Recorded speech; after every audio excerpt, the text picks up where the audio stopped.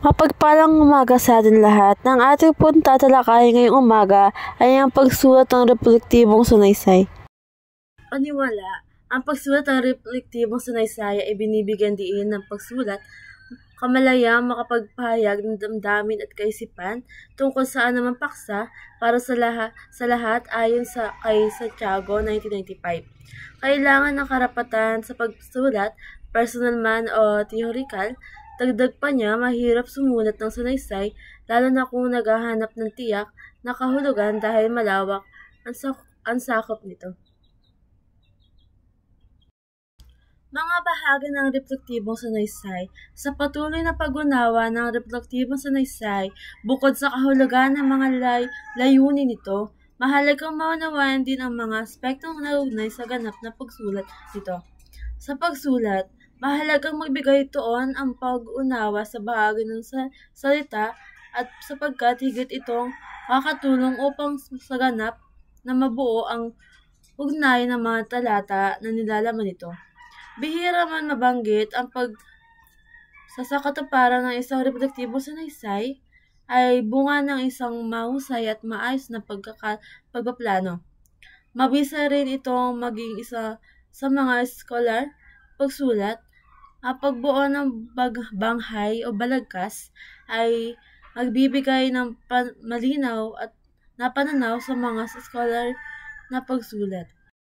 Alalahanin, ang pangunahing layunin ng pagsulat ng reflektibong sanaysay ay magsiyasat ng mga karanasan, magnilay-nilay sa mga aspektong positibo at negatibo ng mga ito. Makabuo ng isang pakay o pasya upang may wasto o mapaunlad ang bunga ng kanyang mga karanasan sa mga susunod na pagkakataon ayon kay Villanueva at Batnag, Constantino at Sapra noong 2016. Tatlong bahagi ng sanaysay. May tatlong tayong bahagi ng sanaysay. Ito ay ang paniwala, katawan at wakas.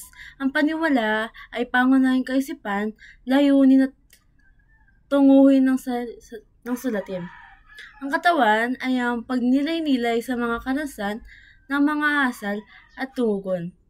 Wakas, kasagutan sa pangunahing kaisipan, layunin at tunggalian ng sulatin. Magandang umaga sa inyo lahat. Ako po siyang Pital Corin at tatalakayin ko naman po ang mga paraan ng pagsulat ng panimula. Mahalagang isa lang alang sa pagsulat ng panimula ang mga ito. Unang narito ang pahayag. Ito ay inuuna ang pinakamahalagang impormasyon hanggang sa maliit na detalye. Ang pangalawa, ang tanong na rhetorical. Ito ay nagbibigay tanong na naghahanap ng sagot sa sanaysay. Pangatlo, ang paglalarawan. Ito ay nagbibigay linaw at deskripsyon sa paksa. Pang-apat, ang sipi. Ito ay gumagamit ng kopya galing sa ibang mga literaturang gawa gaya ng libro, artikulo at iba pang sanaysay. Pang-lima, ang makatuwang pansing pangungusap. Ito ay gumagamit ng pangungusap na makakakuha ng atensyon ng nagbabasa. Pang-anim, ang kasabihan. Ito ay gumagamit ng isang kasabihan na makakapagbigay ng maikling paliwanag ng iyong sanaysay. At ang panghuli, ang sanaysay. Ito naman ay nagbibigay paliwanag tungkol sa iyong sanaysay.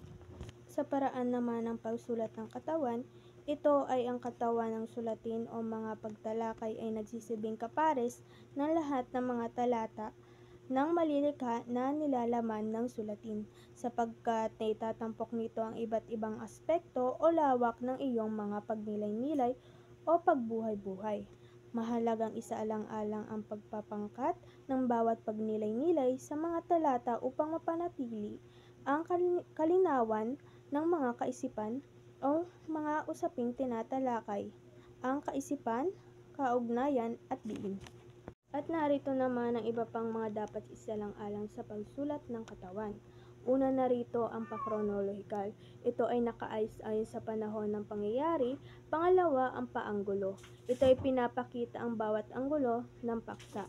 Pangatlo, ang paghahambing.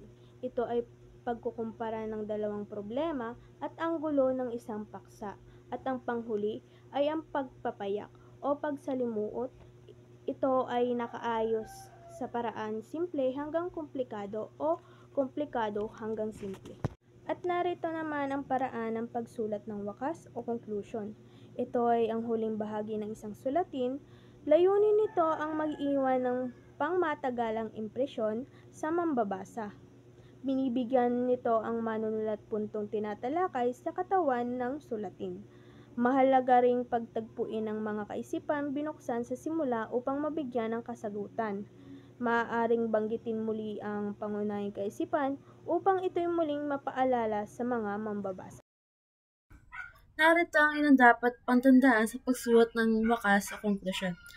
Una ay ang tuwirang pagsabi. Ito ay ang mensahe ng sanaysay. Ikalawa ay ang panlahat ng pahayag. Ito ay ang pinaka-importanteng detalye ng sanaysay. Ikatlo, ang pagtatanong. Ito ang winawakasan ang sanaysay sa pamamagitan ng isang retorikal na tanong. Ikaapat ay ang pagbubuod ng kabuuang mensahe ng isang sanaysay. Ang reproduktibong sanaysay ay binubuo ng 3 bahagi. Ito ay ang panimula, katawan at wakas o konklusyon.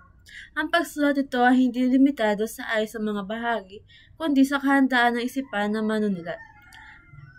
Mahalaga ang sariling karanasan, tugon, asal at kalaman sa pagbuo ng reproduktibong sulatin. Dapat maipangkat-pangkat ang mga kaisipan bago ilagay sa katawan. May tuturing din itong akademikong sulatin dahil hindi lamang ito pasalaysay ng karanasan kundi pagbabakas din ng sarili sa mga kaisipan ng mga nagteorya at dalubhasa. Yun lamang po at maraming salamat sa inyong pakikinig.